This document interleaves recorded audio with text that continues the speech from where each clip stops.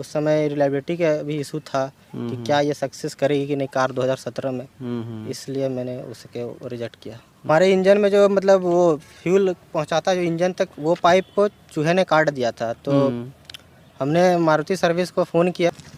नमस्कार दोस्तों, मैं हूँ राजेंद्र कुमार। दोस्तों आज अभी हम रामगढ़ के रजरप्पा में हैं और अगर कॉम्पैक्ट सेडान गाड़ियों की बात करें तो ये किसी ज़माने में भारतीय लोगों की काफ़ी पसंद हुआ करती थी और मोस्ट सेलिंग कार में सेडान्स कार अव्वल में आती थी। लेकिन हाल के कुछ दिनों में कॉम्पैक्ट एसयूवी का जो सेगमेंट है, इस सेगमेंट को खाता जा रहा है। मतलब इस सेगमेंट की जो कारें हैं, इनकी सेल्स मंथली जो है वो काफ़ी कम होती जा रही हैं।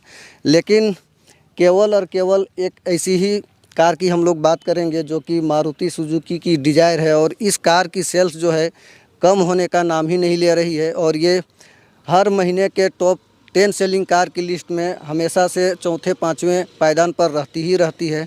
और ये 2017 मॉडल है और इसके ओनर हमारे साथ में आज हैं और उनसे हम लोग बात करेंगे और जानेंगे कि इन 3 सालों में इस कार को रखते हुए क्या क्या परेशानियां आई हैं, क्या क्या इस गाड़ी के प्रोज हैं, कौन से। तो अनूप जी, सबसे पहले हमारे वीडियो में आपका स्वागत है।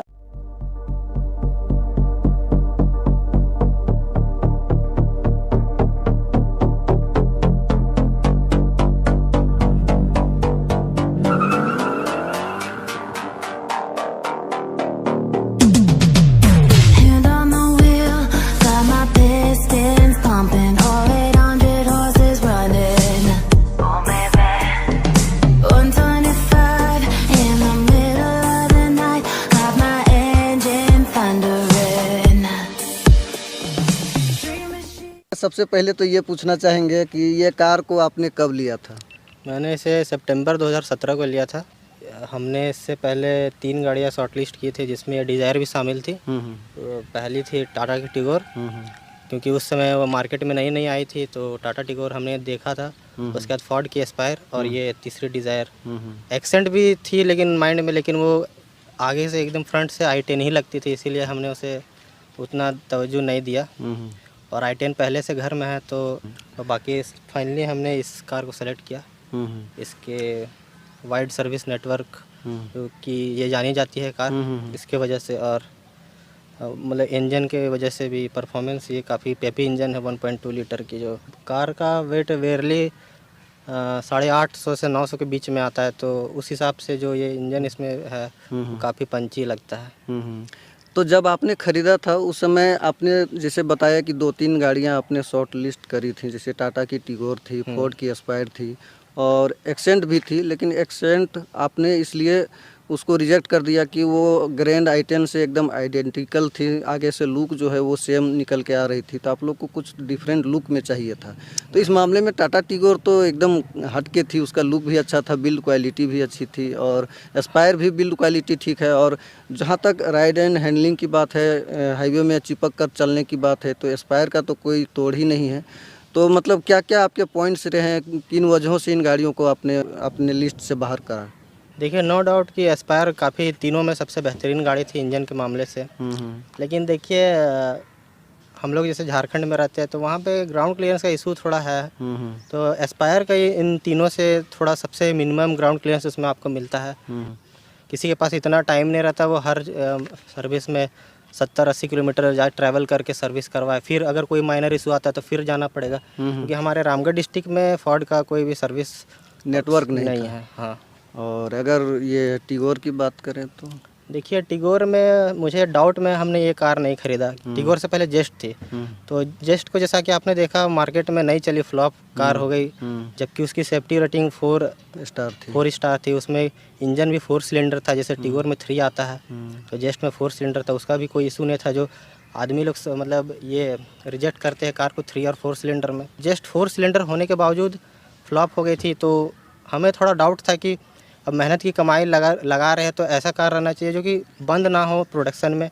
2020-21 आ गया है, जिन लोगों ने ख़रीदा या जिन लोगों ने भरोसा दिखाया काफ़ी संतुष्ट हैं। और अभी 2020 में उसकी क्रैश टेस्ट रेटिंग भी आई, तो वो भी 4 स्टार लेकर के आई, बिल्ड क्वालिटी भी ठीक है। लेकिन जिस समय ये 2017 में लॉन्च हुई थी तो लोगों के मन में कन्फ्यूज़न तो था कि क्या ये फ्यूचर में जाकर के रिलायबल रहेगी नहीं रहेगी, तो वो भी एक वजह है। आफ्टर सेल सर्विस के वजह से भी लोग टाटा टिगोर को उतना एक्सेप्ट नहीं करें। आज भी टाटा की जो सर्विस है कहीं कहीं जगह पर ठीक है, कहीं कहीं अभी पर सुधार की ज़रूरत है। और एक मेजर बात ये भी था कि रिफाइनमेंट के मामले में कार इससे बेहतरीन नहीं थी। जो इंसुलेशन और एनवीएच लेवल जिसको कहते हैं वो इस कार में बेटर थी टिगोर के मुकाबले। तो ये भी एक पॉइंट था, क्योंकि उसका जो गियर लीवर आप आइडियल पे भी वाइब्रेट करता है, तो ये सब मुझे थोड़ा ठीक नहीं लगा उस कार का।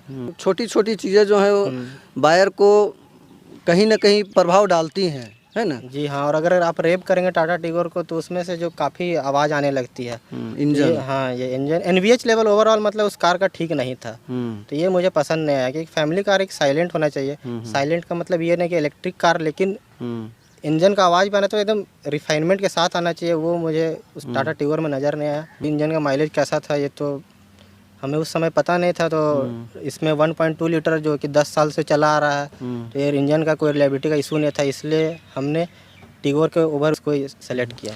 2021 में अगर कोई मारुति की डिजायर खरीदना चाहे, हालांकि बहुत कुछ अपग्रेड हो गया है इंजन, जैसे कि BS6 हो गया है, कुछ चीज़ें अपग्रेड हुई हैं। तो 2021 में अगर कोई इस कार को खरीदना चाहते हैं तो किन चीज़ों को ध्यान में वो रखे कि ये कार खरीदनी चाहिए, और अगर नहीं खरीदनी चाहिए तो क्या ऐसी चीज़ें हैं जिसको वो कंसीडर करें और उस गाड़ी को छोड़ दे वहाँ पर। देखिए, अगर आपको 2021 में अगर ये कार खरीदना है तो सबसे पहले तो जो हर मारुति ऑनर का रहता है वो माइलेज अगर है आपका प्रायोरिटी, तो mileage, refinement, after sale service network अगर आपके मतलब लिस्ट पे पड़ता है तो आप मारुति ये डिज़ायर की तरफ जा सकते हैं। और अगर आपको चाहिए बिल्ड क्वालिटी बेहतरीन, तो सबसे बड़ा रीज़न यही होगा कि आप बिल्ड क्वालिटी की वजह से इस कार को रिजेक्ट करेंगे। इसका जो छोटा वर्जन है यानी स्विफ्ट, तो उसका क्रैश टेस्ट हो चुका है। हालांकि इस डिज़ायर का क्रैश टेस्ट नहीं हुआ, लेकिन वही सेम प्लेटफॉर्म में है, तो हम इससे उम्मीद भी वही कर सकते हैं कि ये भी 2 स्टार या बेयरली हो सके, मान लीजिए किसी तरह 3 स्टार से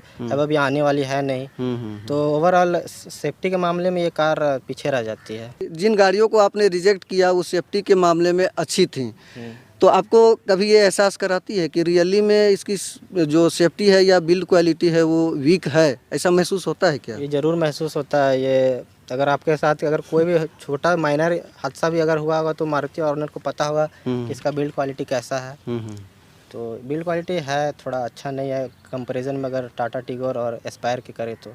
मारुति की गाड़ियों में शिकायत अमूमन देखा जाता है कि बिल्ड क्वालिटी जो भी है, इंटीरियर की भी क्वालिटी उतनी खास नहीं मिलती है, केबिन के अंदर में बहुत तरह की आवाज़ आने की शिकायत आ जाती है। प्लास्टिक क्वालिटी की अगर बात करें तो अगर आप सिर्फ देखें तो वो आपको सही नज़र आएगा। हाँ। लेकिन अगर आप टच या फील करना चाहेंगे उस प्लास्टिक को तो उसमें थोड़ा सा लगता है कि हाँ चीप प्लास्टिक है। और ये बात सही है कि कुछ मतलब अगर आप लंबे 20-30 हज़ार चल जाए गाड़ी तो थोड़े ख़राब रास्तों में, अच्छे रास्तों में, ख़राब रास्तों में ये आवाज़ करती है। अगर कंपेयर करें हम इसे दूसरे ब्रांडों से, रैटलिंग का आवाज़ है इस पर। मारुति की गाड़ियों को पूरी दुनिया जानती है कि हर छोटे से शहर में इसकी सर्विस उपलब्ध है, लेकिन केवल सर्विस उपलब्ध होना ही बड़ी बात नहीं है, उस सर्विस सेंटर में क्वालिटी सर्विस आपको मिलती है कि नहीं ये भी मैटर करता है। तो इसके बारे में कुछ बताइए। देखिए, सर्विस का तो अभी कार बस 22,000 के लगभग चली है, तो उतना भी एक्सपीरियंस नहीं, लेकिन जो मैं अपना पर्सनल एक्सपीरियंस शेयर करता हूँ कि अगर आप मारुति में फ्री सर्विस करवाने चाहते हैं तो आपको थोड़ा वो मतलब उतना जल्दी कार आपको सर्विस करके नहीं देते हैं। ये मैंने अभी तक अनुभव किया, वही मैं बता रहा हूँ। और वही अगर आपका पेड सर्विस रहता है तो वो आपको काफ़ी जल्दी गाड़ी दे देते हैं। पेड सर्विस में वो काफ़ी ध्यान देते हैं। पेड सर्विस में मैंने 2-2.5 घंटे में ये कार निकाल लिया है।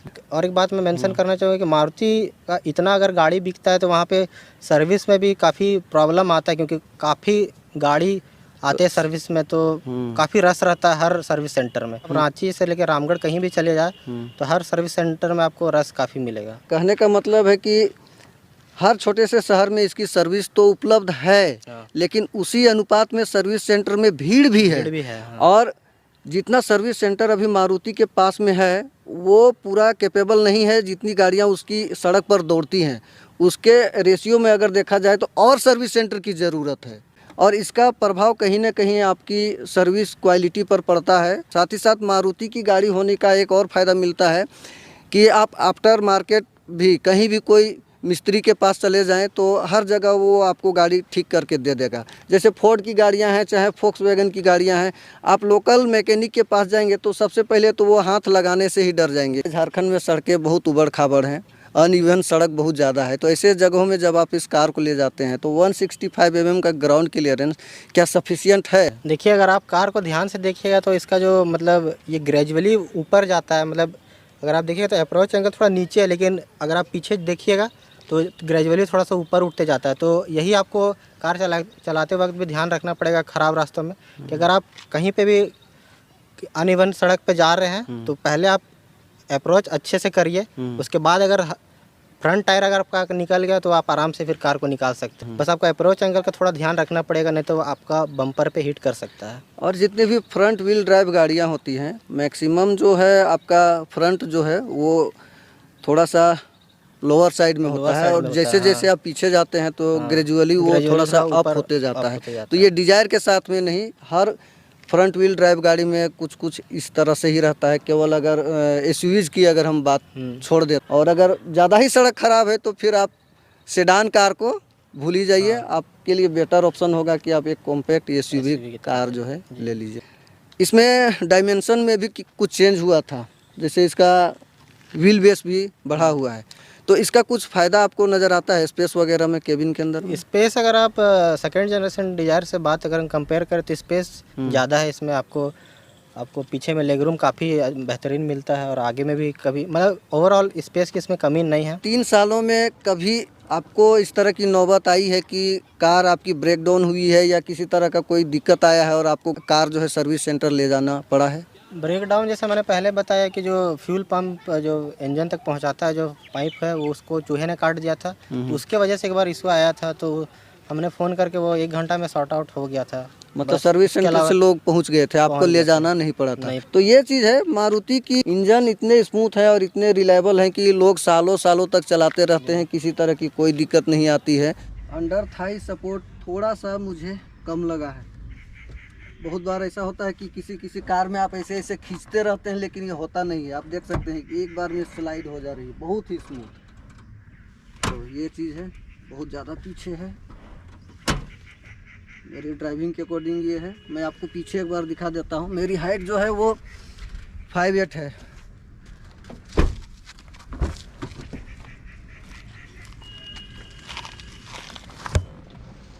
ये देख सकते हैं मेरी हाइट के अकॉर्डिंग और मेरे ड्राइविंग के अकॉर्डिंग काफ़ी ज़्यादा नी रूम, लेग स्पेस, कहीं से भी कोई कमी नहीं है। हेडरूम में भी कोई कमी नहीं है। हमारे इंडिया में जो एवरेज हाइट जो लोगों की होती है वो 5'8", 5'7", 6 फुट अगर आपकी हाइट होगी तब हेडरूम थोड़ी सी दिक्कत करेगी, लेकिन अभी तो मेरे अकॉर्डिंग कोई दिक्कत नहीं है।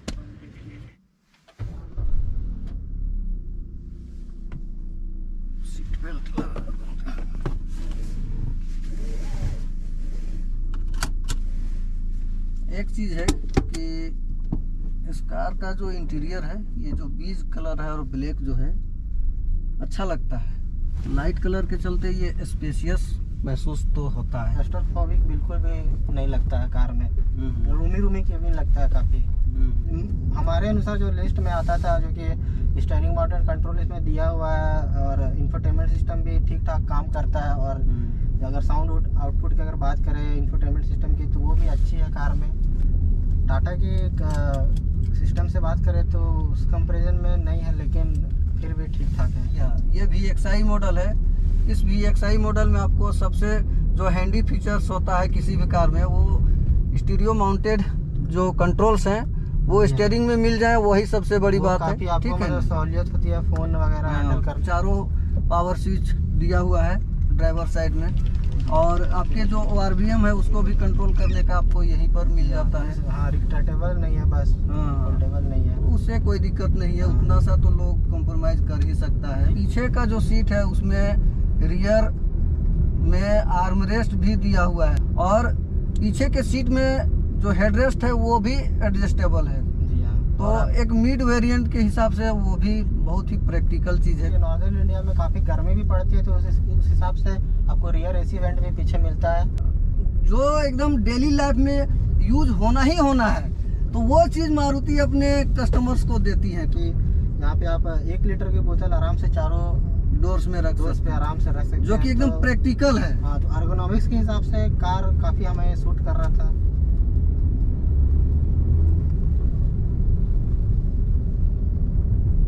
सबसे पहले जो मैंने ऑब्जर्व किया है कि क्लच तो एकदम बहुत ही स्मूथ है कि इसमें तो मेरा पैर का भी वेट नहीं ले रहा है, पैर डालना है और एकदम प्रेस हो जा रहा है, तो वो चीज़ है।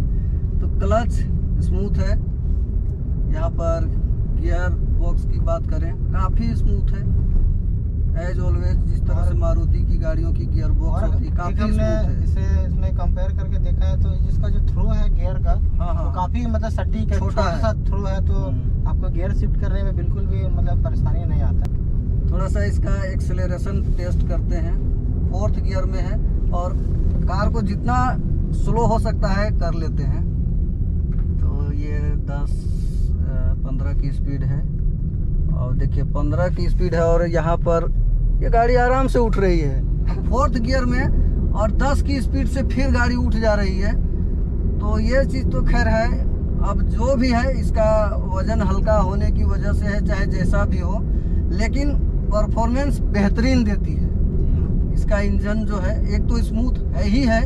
स्टीयरिंग के बारे में मेरा जो सोच है उतना लाइट नहीं है, लेकिन तब क्या है कि इसकी रिटर्नेबिलिटी जो है वो उतनी अच्छी नहीं है। जैसे मैं कहीं टर्न आता है तो आपको दिखाऊं, जैसे यहाँ पर है तो मैं इसको छोड़ रहा हूँ तो आप देख सकते हैं कि ये सेंटर पोजीशन पर नहीं आती है, तो रिटर्न आने की जो एबिलिटी है इस स्टीयरिंग में आपको नहीं मिलेगी।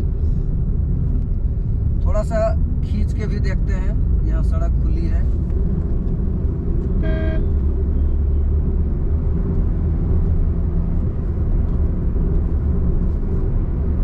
स्टीयरिंग में अभी 80 के स्पीड में है, 85 की स्पीड में है और अच्छा खासा वेट आ जाता है, मतलब कॉन्फिडेंस आपको देगा। फीडबैक भी ठीक ठाक है, उतना बढ़िया फीडबैक तो नहीं है, थोड़ा सा फीडबैक इस स्टीयरिंग में और होना चाहिए था। बात बाकी ठीक है। यहाँ पर सड़क खराब है और इसके सस्पेंशन की बात कर लेते हैं। सस्पेंशन इसका स्टीप साइड है, उतना स्मूथ आपको नहीं मिलेगा, और जो अनइवन सड़क है जहाँ पर आपकी सड़क खराब है और उस खराब सड़क से जब आपकी टायर गुजरती है तो टायर की जो थर्ड की जो साउंड है वो आपको स्टीयरिंग में फील होती है, मतलब आपकी स्टीयरिंग झटके देती है। तो ये चीज़ मैंने मारुति की ऑलमोस्ट सभी गाड़ियों में नोटिस किया है। ये डिजायर की मैं बात नहीं कर रहा हूँ, स्विफ्ट में भी, वैगनार में भी मैंने देखा है। तो ये चीज़ अगर मारुति इसमें रिजॉल्व करे तो बढ़िया होगा। जैसे यहाँ अब पत्थर जो बिछे हुए हैं, टायर जब उन पत्थर पर चढ़ रही है तो उसका फील जो है आप स्टीयरिंग में महसूस कर सकते हैं, जो कि Hyundai की गाड़ियों में और फिर फोर्ड की गाड़ियों में या फिर टाटा की गाड़ियों में ये आपको देखने को नहीं मिलेगा। ये देख सकते हैं स्टीयरिंग वाइब्रेट कर रही है, अभी मैं कुछ नहीं कर रहा हूँ, ये देख सकते हैं पूरी कांप रही है स्टीयरिंग। स्टीयरिंग में वाइब्रेशन महसूस होता है, वो टायर की वजह से या सड़क की वजह से, जो भी आप कहें। और जैसे अनूप जी ने बताया था, जब खराब सड़क से गुजर रहे हैं तो केबिन में नॉइज तो है, और हाँ अभी स्मूथ हो गया, सड़क अच्छी आ गई, स्मूथ हो गया, लेकिन खराब रास्ते में जब चलेंगे तो ये जो ग्लास एरिया है वहाँ से भी थोड़ी थोड़ी नॉइज आती है। और केबिन इंसुलेशन जो है इसमें थोड़ा सा और काम करने की ज़रूरत थी, क्योंकि इसके जो टायर्स हैं वो प्रोफाइल में काफ़ी छोटे हैं, तो टायर नॉइज भी आती है केबिन के अंदर में। एक बार थोड़ा सा फिर इसको खींचते हैं। 4th गियर में मैं एक्सेलरेशन पूरा पंजा दबा चुका हूँ और थोड़ी सी यहाँ 5th गियर में है और अच्छा रिस्पॉन्स दे रही है, मतलब हमको गियर डाउन करने की ज़रूरत नहीं पड़ी, जबकि थोड़ी सी चढ़ान थी सड़क। ये देख सकते हैं 100 की स्पीड जो है वो 2500 RPM के आसपास में पहुंच जाती है 5th गियर में। तो परफॉर्मेंस वाइज किसी तरह की कोई दिक्कत नहीं है। यहीं से हम लोग घुमा लेते हैं, वीडियो ऑलरेडी काफ़ी लंबी हो रही है। पीछे से कोई है क्या? नहीं है। ये देखिए स्टीयरिंग जो है, हाँ अभी आया, लेकिन अभी पूरा नहीं आया नहीं मतलब होता। थोड़ा सा इसमें काम करने का ज़रूरत है। हाँ। ऐसी चलाइए तो थोड़ा सा।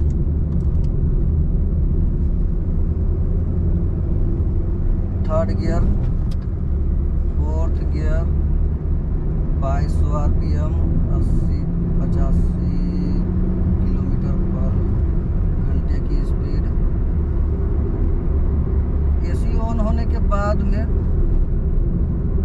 थोड़ा सा माइनर पावर ड्रॉप होता है, उसको आप फील कर सकते हैं। हर नेचुरली एस्पिरेटेड इंजन में थोड़ा कमी आता ही है।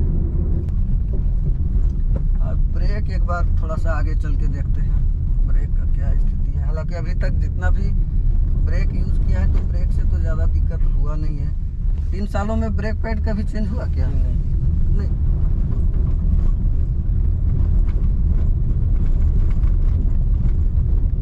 यहाँ से ज़्यादा आता है आवाज़ लगभग से नहीं से।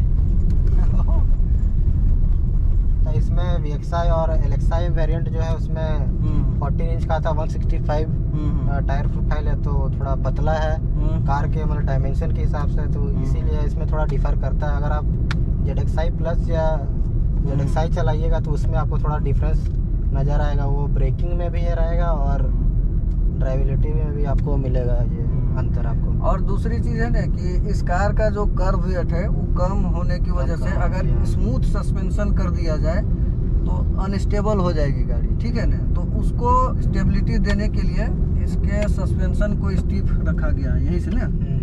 तो यहाँ से हम लोग ले लेते हैं राइट। सबको पता है, पूरा दुनिया को पता है कि मारुति गाड़ियाँ माइलेज के लिए ही जानी जाती है। तो अनूप बताओ, इसका आपको क्या रियल लाइफ माइलेज मिल रहा है, अगर सिटी की बात करें या हाईवे की बात करें? कि हमने टैंक टू टैंक तो कभी चेक नहीं किया है, मैं MID के अनुसार आपको बता सकता हूँ। तो MID के अनुसार अभी भी आप देख सकते हैं, MID में शायद अभी 19 की एवरेज दिखा रही होगी। और अगर आप इसे कितना भी ख़राब चलाएं, जैसे कि अगर आप थोड़े से रेप करके चलाते हैं तो भी ये आपको 17 के अराउंड दे ही दे रही है। मैंने अभी तक सबसे लास्ट ड्रॉप देखा वो है लगभग 16.9 यानी 17 के अराउंड आपको माइलेज निकाल ही दे रही है MID के अनुसार। ये हम टैंक टू टैंक नहीं बता रहे हैं, लेकिन MID की जो माइलेज है वो शायद 1-2 शायद डिफर करती है, डिफर करती है। तो आप उससे आप अनुमान लगा सकते हैं कि माइलेज कितनी निकाल रही है सीधा। तो ये है माइलेज वाइज तो खैर मारुति की गाड़ियों की ना ही बात करें तो ठीक है। हर जगह कंपनियां जो है धीरे धीरे कॉम्प्रोमाइज़ कर रही हैं, अपनी सेफ्टी और बिल्ड क्वालिटी को छोड़ती जा रही है। अगर एक्चुअल में देखा जाए तो इसमें इंडियन मैन्युफैक्चरर ही आगे निकल के आ रही है। टाटा ही है जो कि सेफ्टी के मामले में सबसे बेहतरीन गाड़ी बना रही है। ये चीज़ तो खैर है। तो ये कि मिथ था कि हुंडई काफ़ी सेफ हुई थी, मानी जाती थी मारुति से, लेकिन मिला जुला के हुंडई भी अब वही पाथ पे चल रही है। क्योंकि यहाँ से आप क्रैश टेस्ट में देख सकते हैं, ये देख सकते हैं स्टीयरिंग को जहाँ मैं छोड़ता हूँ वहीं ये रह जाती है, तो रिटर्न आने की एबिलिटी थोड़ी सी इम्प्रूव की जा सकती है। ये रहा डिजायर 2017 का मॉडल, ऑलमोस्ट 22 से 23 हज़ार किलोमीटर चली है। और हमारे साथ में आज इसके जो ओनर थे अनूप जी थे, और इनका भी खुद का एक यूट्यूब चैनल है जहां पर ये इसी तरह से कार की रिव्यूज़ करते हैं, और ख़ास करके डिजायर के बारे में काफ़ी ज़्यादा ये वीडियो बना रखे हैं। और आज की वीडियो में अगर कोई ऐसी चीज़ छूट गई होगी तो इनके चैनल को आप विजिट कर सकते हैं। और मिलते हैं इसी तरह की किसी नेक्स्ट वीडियो में, तब तक के लिए टेक केयर। जय हिंद, जय झारखंड, वंदे मातरम।